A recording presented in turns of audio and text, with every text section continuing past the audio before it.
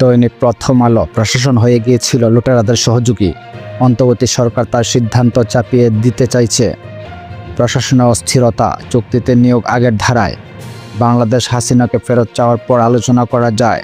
বাংলাদেশ প্রতিদিন, বেপরোয়া অপরাধীরা, মুক্তিপণের জন্য শিশুটিকে অপহরণ, ডিপটিজের লাশ নিয়ে যা বলল র্যাব, 2 সন্তানকে হত্যায় বাবা, সংসদের আসন সংখ্যা 400 করার প্রস্তাব, সমকাল, রাষ্ট্র সংস্কারের সবাই সরব, রাজনৈতিক ঐক্যমতে হতে পারে সংশোধন, আঞ্চলিক নিরাপত্তা একত্রে কাজ করতে হবে ঢাকা দিল্লিকে। কালের কণ্ঠ, ট্রাম্পের প্রভাব পড়বে দক্ষিণ এশিয়ায়।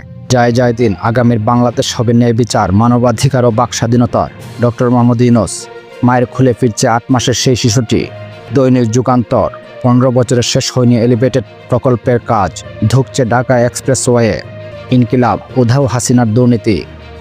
ঐক্যবদ্ধ শক্তি দেশের ইতিহাসের গতিপথ পরিবর্তন করেছে। ডক্টর